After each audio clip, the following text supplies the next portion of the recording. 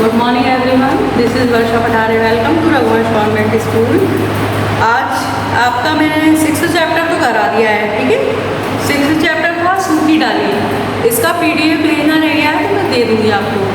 अब इसके बाद आपका है 7th चैप्टर है ये आपका पार्ट 7।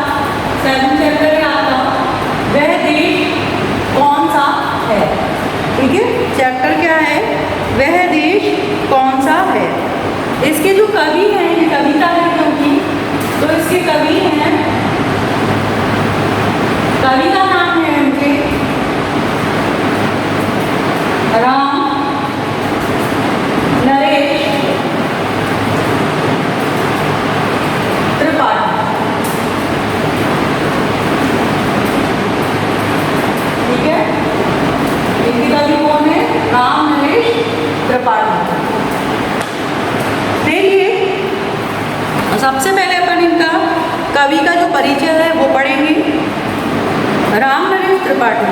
राम नरेश त्रिपाठी देखिए, द्विवेदी युग राष्ट्रीय काव्यधारा के पोषक कवि श्री राम नरेश त्रिपाठी का जन्म सन 1889 ईस्वी में जौनपुर जनपद उत्तर प्रदेश के कोयरीपुर ग्राम में हुआ था। कहाँ पर हुआ, उत्तर प्रदेश के कोयरीपुर ग्राम में 1889 में इनका जन्म हुआ।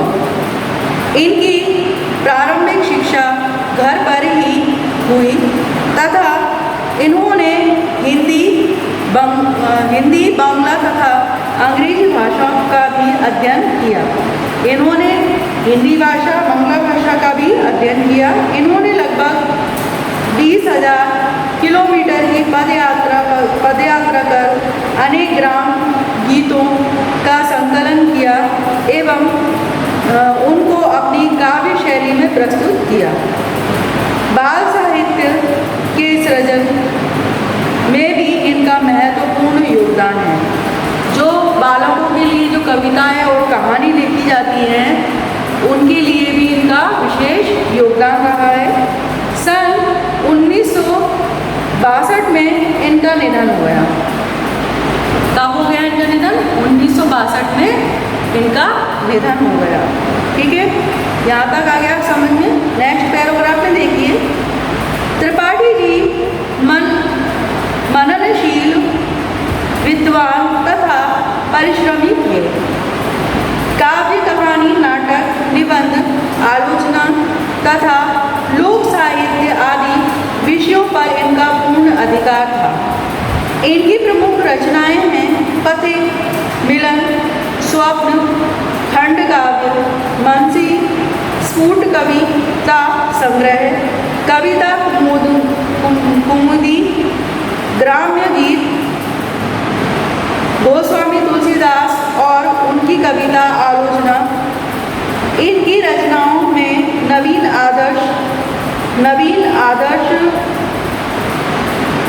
और नवयुग का संकेत है।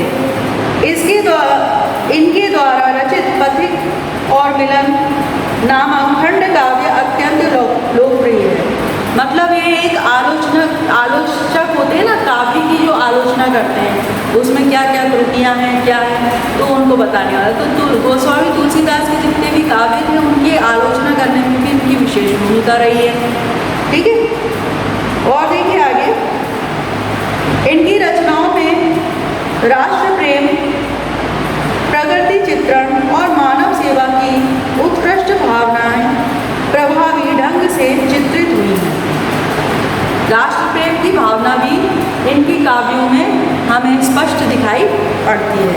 ये था, ये जो कवि हैं राम नरेश त्रिपाठी जी, पंडित राम नरेश त्रिपाठी जी लेखक हैं, जो इनका जीवन परिचय।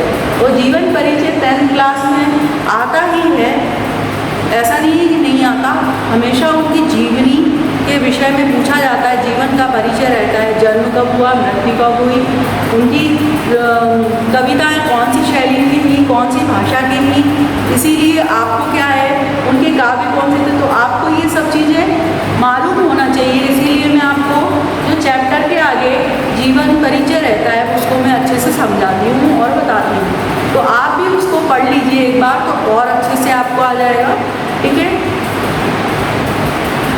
अब इसका केंद्रीय भाव पढ़ते हैं। यहाँ पर केंद्र जो कविता है उसका केंद्र बिंदु क्या है। केंद्रीय भाव का मतलब कविता कहाँ घूम रही है, ये किसके ऊपर, किस पर आधारित है। देखिए अपन, प्रस्तुत कविता में कवि की राष्ट्र भावनाओं का उद्दत रूप प्राप्त होता है। मतलब राष्ट्र भावना के ऊपर लिखी गई है।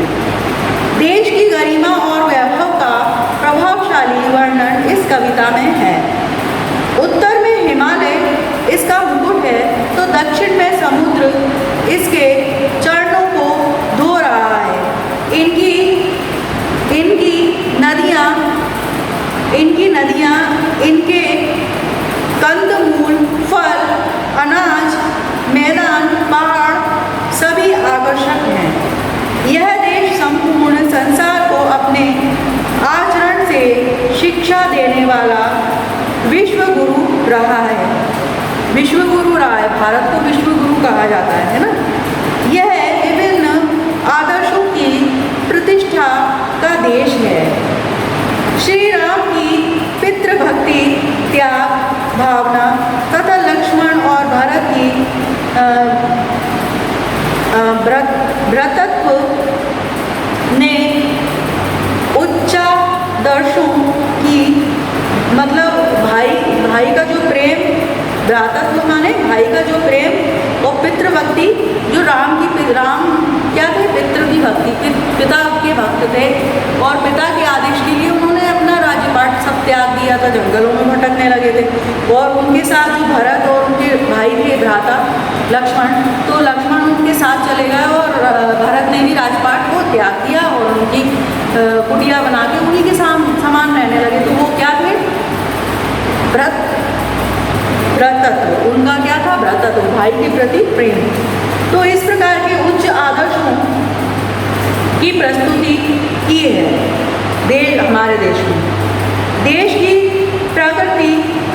की जो प्रकृति है, देश की भौतिक समृद्धि और देश की आचरणशील गरिमा का उल्लेखन कवि ने इस कविता में प्रश्नात्मक शैली में किया है। प्रश्न और उत्तर की संपत्ति शैली इस कविता में शिल्प सौंदर्य को बढ़ा देती है।